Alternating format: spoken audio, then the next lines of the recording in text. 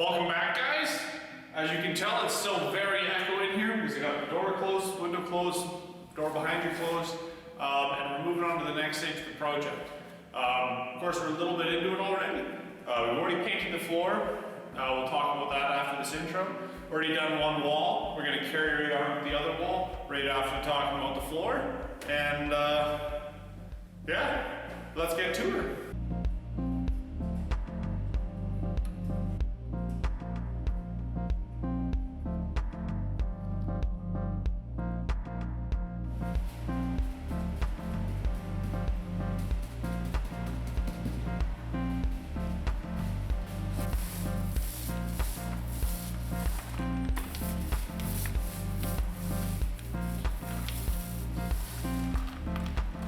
Catch you up on a little bit of what's happened after the floor was done.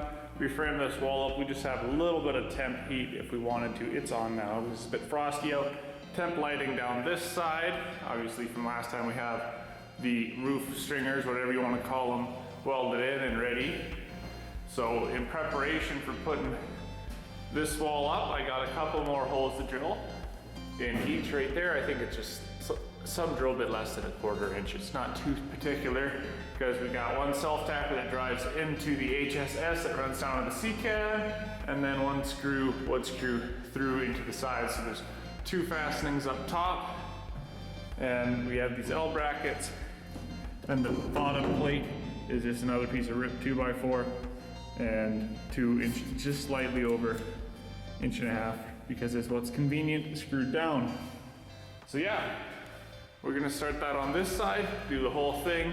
It'll be a little bit funkier getting around the window and door, and then below it as well, but we're gonna keep the 2-foot center that these are on, and yeah, do the back wall here last, frame around this, and get to insulating.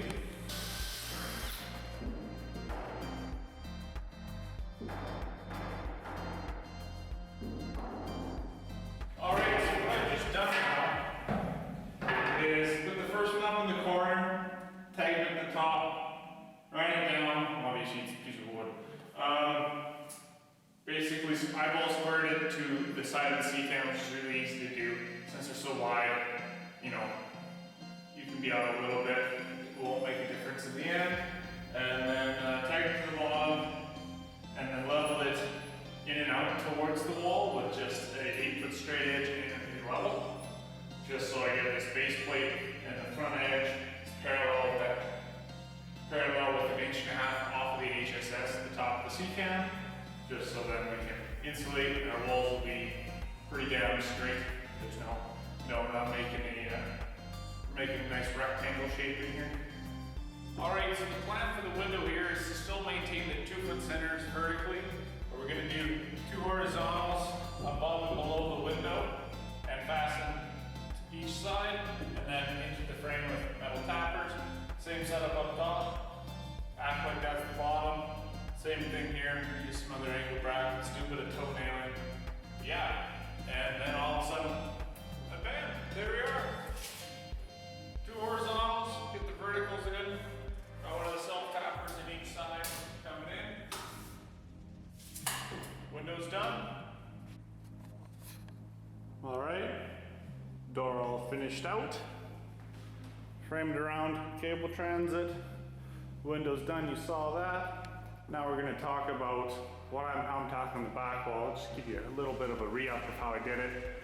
So this is sunken back a bit more because this wall, crest and trough, is actually thicker than the side wall. It's different. So it's set back almost like 1/2 inch from where my face of the 2x4 is going to be, or insulation you could say.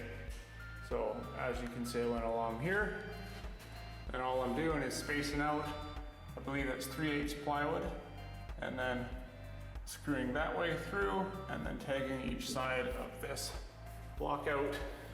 Gonna do the same here. I'm just gonna have a piece on the bottom, might have a piece on the top, not sure if I will or not yet. Coming down to the bottom, the toe kick, as I'm gonna call it, is, well, this is loose currently, but screwed down to the steel section, which is at the rear of the C-cam. Wood or plywood on either side for the floor. Screw that down so this can be vertical, yada, and then one near the corners of each, and we'll see where we can go from here.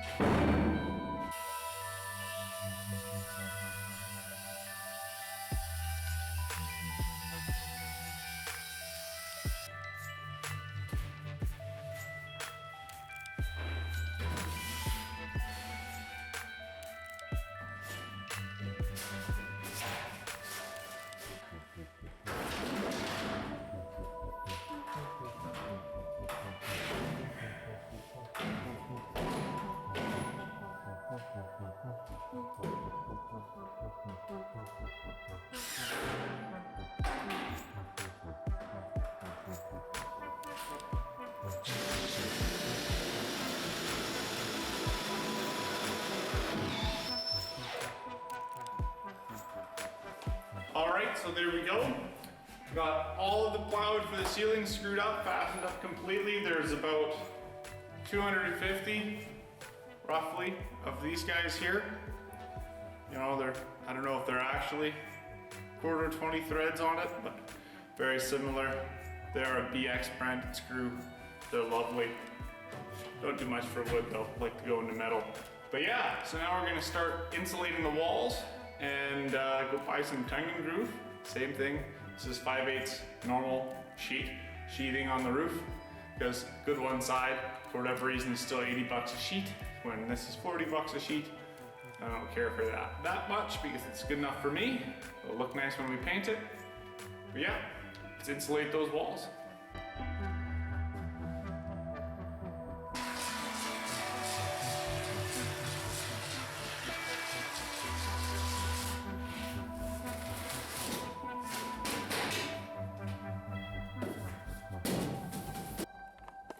All right, we're back again. Starting to make a couple mistakes, and I'm happy I put some plywood on the part I've insulated already, or else I would have, screwed myself a little bit. Before, my plan was to insulate everything.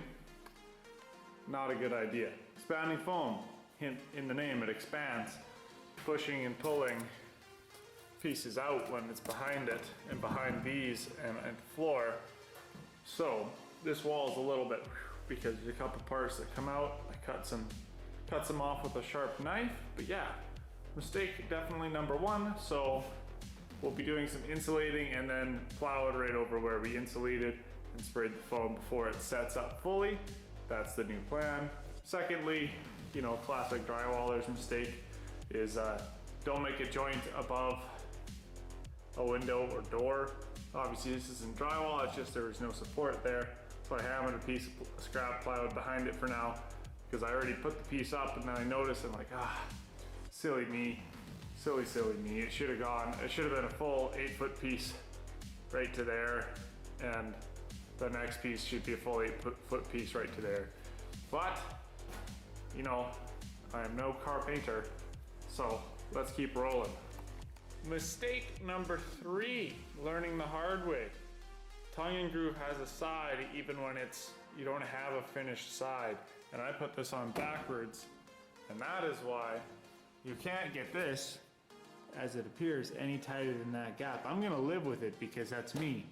But you can see, if you look very closely, the shape on the end This side is shorter, that side is deeper. And the V-notch is equal, so one side, on this example, on the back, is always touching. It's a cosmetics thing, to my knowledge. So I'm gonna keep rolling like this on this side, but the other sides will get a swap. God damn it.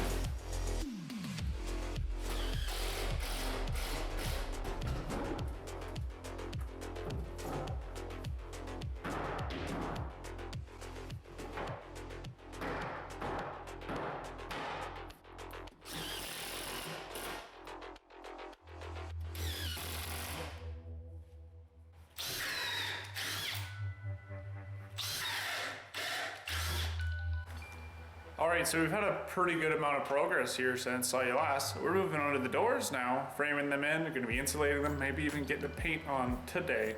But anyways, so we got the back wall and this side wall all done.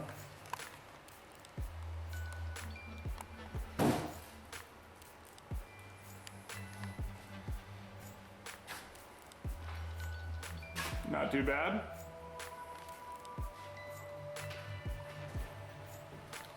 So the plan for these verticals, the 4 of them,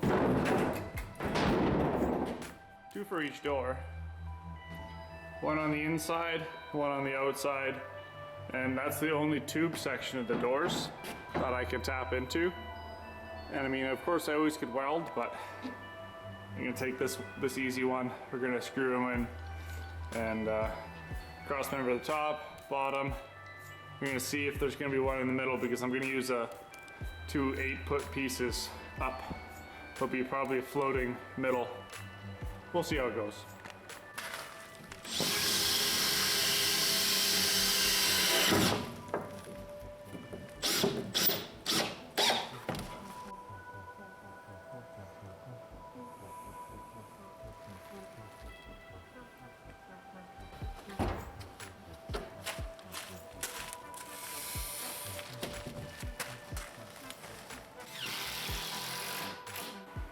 Alright guys, here we are. Got the doors framed up, insulated, sheathed. There's going to be a little bit of flush cut trimming and I'm going to probably give that a 1/4 inch round on the edge. But I'm going to close them for the first time here. Yeah, I didn't really check fit. So we're going to see if we made a mistake by not checking fit before. Here we go.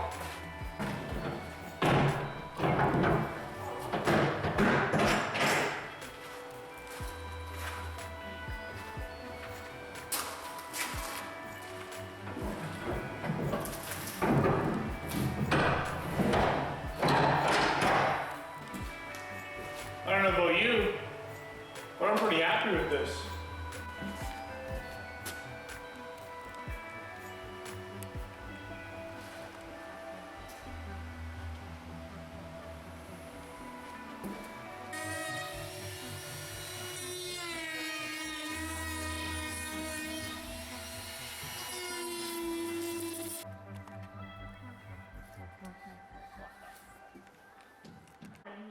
Alright, Elizabeth, that's taking some heat out. Look, the steel floor is sweating quite a bit.